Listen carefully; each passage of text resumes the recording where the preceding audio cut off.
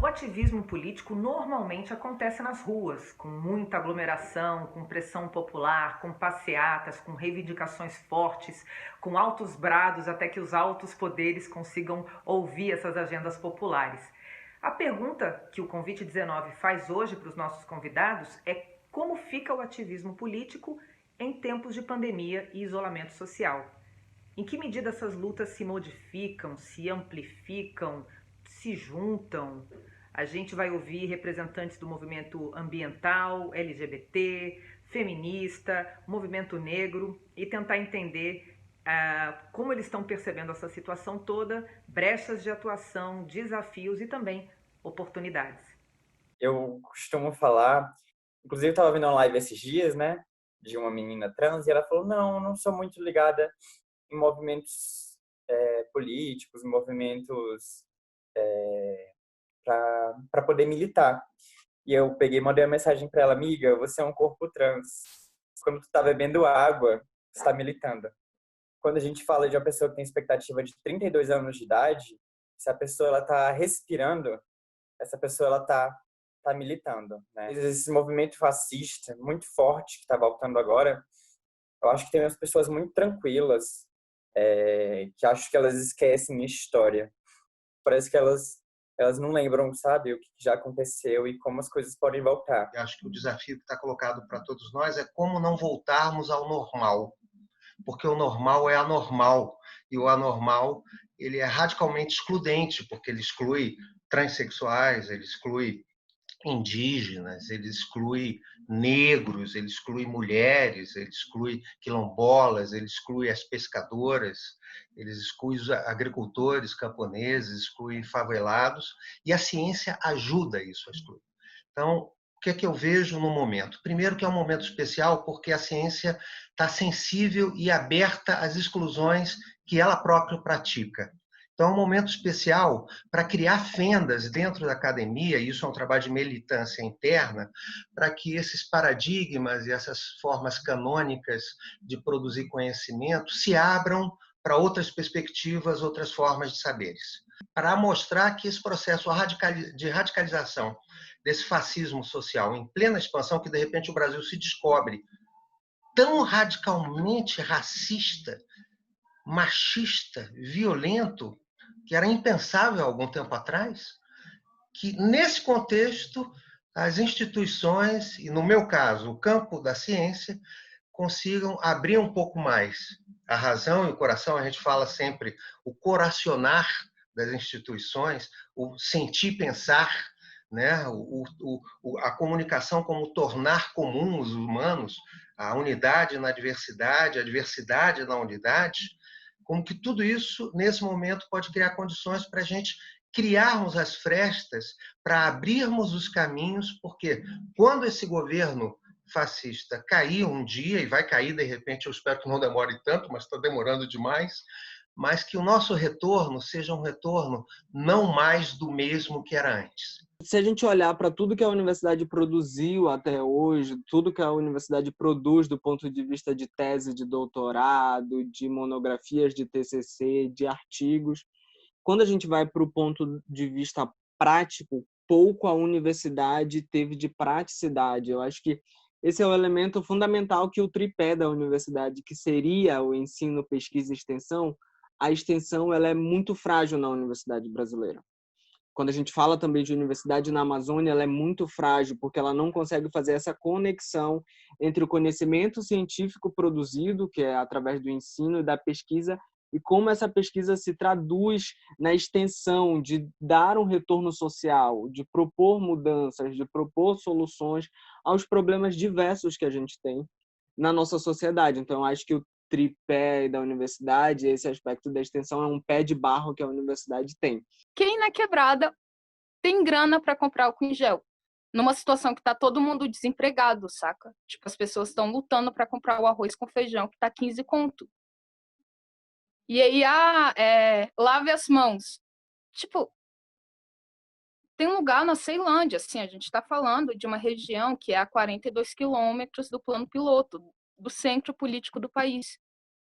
E eu tô te falando que lá só tem água 2 vezes na semana. Que o caminhão de lixo não entra porque as ruas são muito estreitas. Estamos na pandemia, mas estamos rodando, estamos gravando algumas coisas sempre que possível, porque a gente tem a leitura que apagaram a nossa história, atacaram fogo nos nossos documentos, tipo, mataram nossos familiares, todas essas histórias trágicas. De Brasil, 500 anos, mas agora a gente tem uma arma que não é o fuzil, a gente tem uma arma que é o celular, que é a câmera. E é essa arma que a gente vai contar, que a gente vai usar para contar as nossas histórias. Daqui a 100, 200, 300 anos, que seja. E que também é uma coisa que a gente vai usar para disputar o poder. E os corpos trans existem há muitos anos. Mas quando eu entro no mercado de trabalho, quando eu entro na universidade, quando eu entro numa farmácia, as pessoas se assustam. Como assim? E as pessoas olham com cara de espanto, sabe? Porque elas não sabem o que eu sou. Isso é um homem? Isso é uma mulher? Porque existe... O meu corpo, ele não é 100% feminino, nem 100% masculino, aos olhos das pessoas, né? Eu sei o que eu sou, mas as pessoas não sabem. E as pessoas se espantam. Mas elas se espantam porque há muito tempo nós estamos à margem da sociedade. E como assim uma travesti está entrando num shopping para comprar uma roupa e não está na esquina se prostituindo? Isso é muito revolucionário, sabe? Isso é muito revolucionário. A gente ocupar outros espaços. Eu entrei na universidade, aprendi muita coisa, mas quando eu chego dentro de casa, minha mãe vota no Bolsonaro. E eu acho que existiu alguma falha na comunicação. Em algum momento eu errei, onde eu não sentei com minha mãe e falei assim, mãe, não é assim que as coisas funcionam. Eu acho que não só eu. Eu acho que a gente ficou assim num grupo de pessoas, num nicho tão afastado da população, né? Principalmente quem está na academia, pensando e escrevendo livros, mas não falava com o povo da forma que o Bolsonaro fala, porque o Bolsonaro fala muito bem. Muito bem. Tu vai pro interior, minha mãe mora no interiorzinho do Ceará, tu vai pro interior, é esse vocabulário, essa forma de falar que o pessoal quer escutar, sabe? Eles querem soluções rápidas e práticas. Sem justiça histórica, sem capacidade de a gente ver os nossos passados, para ver as tragédias do presente, para, inclusive, dissolver as possibilidades de futuro, a gente não vai seguir muito em frente. Um dos grandes desafios que eu vejo para o futuro são desafios de décadas, de gerações, de séculos, de transição civilizatória, porque a gente não está falando só do curto prazo, a gente está falando de uma crise civilizatória. A dimensão da fé e da espiritualidade é algo profundamente humano. Independente de... Eu, por exemplo, eu sou um materialista. Tudo bem, você tem a sua fé materialista, mas as pessoas também têm outros encantamentos. E as pessoas têm fontes iluminadas, inspiradas de relação com a natureza, de relação com o divino, de relação com o conhecimento. Então, para poder dialogar com o indígena, para poder dialogar com pessoas ligadas à matriz africana, que são negras, predominantemente, mas não apenas, que frequentam os terreiros, que estão sendo assassinados. Essas pessoas estão sendo violentamente oprimidas, expulsas, inclusive por uma relação absurda entre o narcotráfico, o fascismo das milícias e os evangélicos pentecostais violentamente racistas, violentamente excludentes, que vão dizer que isso é macumba, que vão dizer que isso daí é Satanás. Então, e nesse momento a ciência, ela fica algo, ela pode falar de convivência, mas ela no fundo, ela tem um profundo mal-estar, porque ela também exclui. Porque ela diz, olha, no fundo, a modernidade, ela, acima de tudo, ela é baseada no materialismo, na materialidade, na racionalidade, no empirismo, na objetividade, na capacidade de replicar universalmente pela universalidade das leis, teorias e conceitos e métodos. Mas existe uma enorme pluralidade de saberes. Existe uma enorme pluralidade que não se reduzem a uma dimensão cultural, antropológica. Então, acho que o grande desafio, que é o trabalho que nós estamos fazendo, é como promover esse diálogo e esse retorno. O Milton Santos falava do retorno ao território. Nós estamos também falando do retorno à sabedoria. E eu acho que é na solidariedade que a gente consegue comover as pessoas. Eu acho que é na solidariedade que as pessoas vão compreender e compreendem, assim, eu votei no Bolsonaro, mas olha a situação que tá, vamos, a gente precisa ir junto. Então, é nessa solidariedade que a gente pode furar as bolhas da irracionalidade ou de uma disputa que tem, e de fato, falando como a população fala. E a gente tem que valorizar as cotas raciais, todas as políticas de equidade, de todas as equidades possíveis, não só na academia, mas em todas as instituições. E assim, aonde as nossas lutas se encontram? Eu acho que as nossas lutas se encontram no primeiro problema que o Brasil teve, que foi, na verdade, o problema da reforma agrária, que libertaram os pretos, nos deram uma suposta liberdade, sem nenhuma restituição de dívida histórica, para não fazerem a reforma agrária. Gente, vamos ser audacioso, vamos ser subversivo. E ser subversivo, tipo, a gente vive num país tão bizarro que ser feliz é ser subversivo. Que tá vivo é ser subversivo. E é isso.